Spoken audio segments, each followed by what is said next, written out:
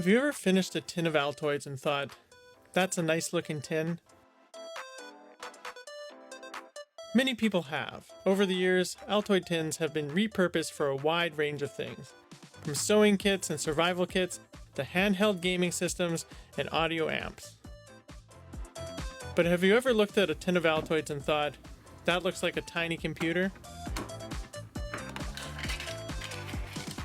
It is common in the Cyberdeck community to use robust containers like pelican cases and ammo boxes to make cool looking Cyberdecks. Altoid tins tick a lot of boxes here. They are robust enclosures, nondescript, and DIY friendly, if maybe a tad small. So I wanted to take an Altoids tin and make it into a fully fledged Cyberdeck with a mechanical keyboard, display, and some external inputs and outputs. But I had to figure out how to fit all of that inside an Altoids tin. For the CPU, I would use a Raspberry Pi Zero. I bought these used a few years ago, so the first thing I did was make sure they work.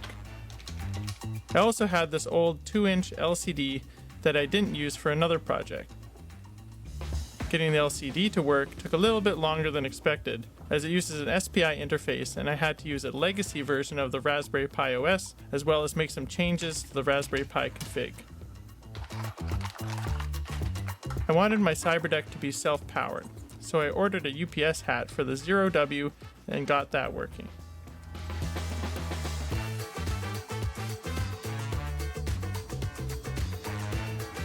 Though I did discover some shoddy soldering along the way.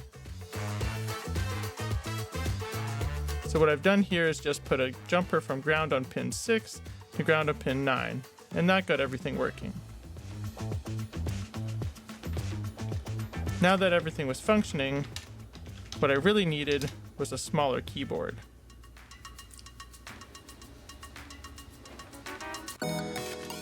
I wanted to build this keyboard myself, but I had no idea how to construct a keyboard.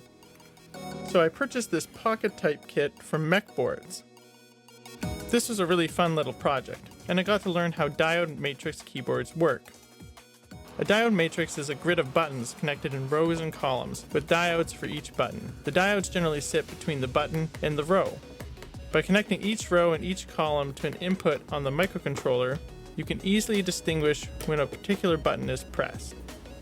This means that you can use many more buttons than your controller has inputs. Building the pocket type was the perfect segue for thinking about how to build an even smaller keyboard. Because at the end of the day, this keyboard was going to have to be pretty tiny to fit inside the Altoids tin.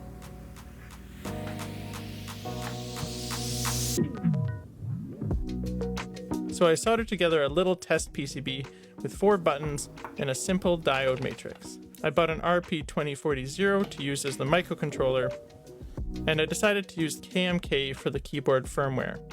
KMK is a beginner-friendly firmware powered by Python, which makes it simple to program the diode matrix.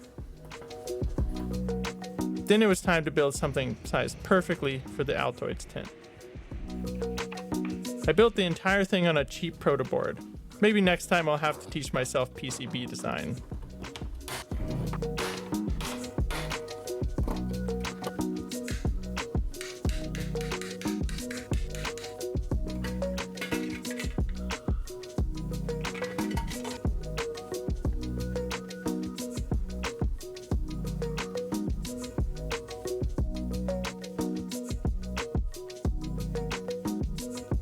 But in all honesty, this is a really enjoyable part of the project, and I was very satisfied with how the keyboard turned out.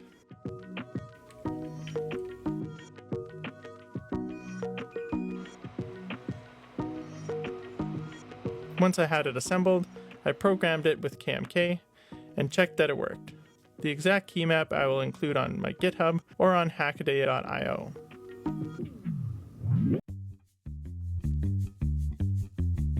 Even though I now had a nice little keyboard, it was still going to be a real trick getting it all to fit inside the Altoids container. To make things a little bit easier, I purchased a smaller battery. This gave just a little bit extra room.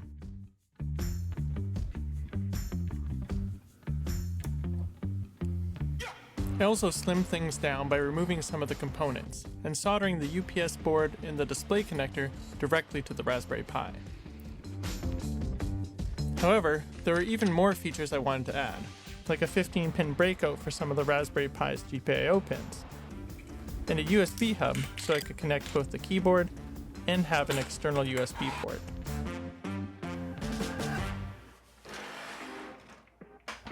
To hold all of this inside the Altoids container, I went through a lot of design iterations.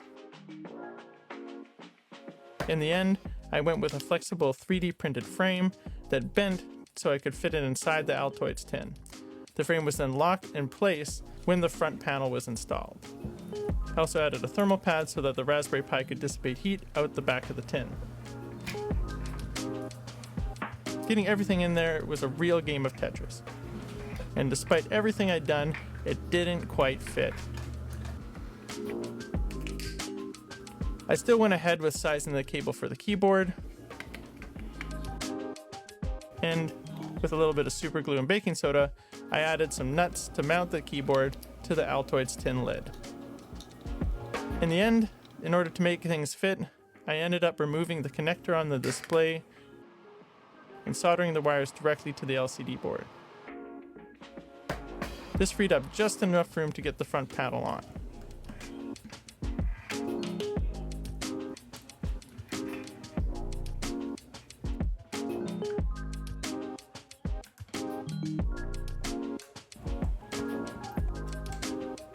There still wasn't quite enough room to shut the tin, so I used some pieces from another Altoids tin and soldered them in place to extend the hinges.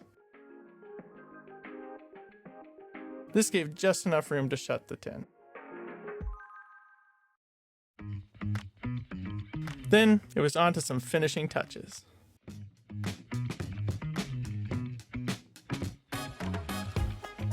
On the side of the tin, I engraved labels for the GPIO pins, as well as labels for the charging port and the USB port.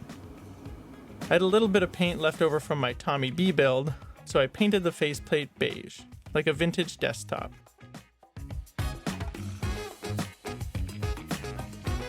After I extended the hinges, it meant the tin no longer stayed closed, so I bent the lip of the tin just a little bit, which provided enough friction for the tin to snap shut.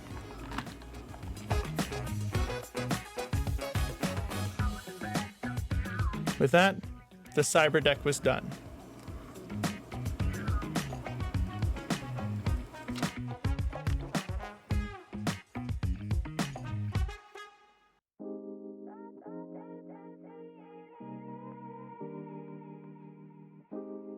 It looked perfect. And with the GPIO breakout, it should be able to be used for some light prototyping and maybe some other fun little projects. Here, I used the Pi GPIO command line tool to move a servo, which was kind of fun.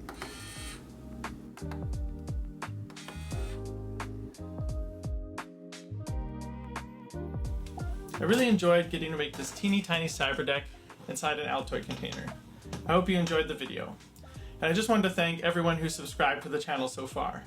As of making this video, I have just over 5,000 subscribers. I haven't been able to post project videos super consistently. At this point, I'm maybe averaging one a year, but I'd like to do better. So I'm now offering memberships for the Exercising Ingenuity channel. There are 2 levels of membership, the Idea Idler and the Ingenuity Engine. But both levels of membership go towards keeping me working on projects and help me share them with you. So if you become a member, the more members that join, the more member-specific perks and content I can offer. So please look into becoming a member. Otherwise, please subscribe, and I'll see you on the next video.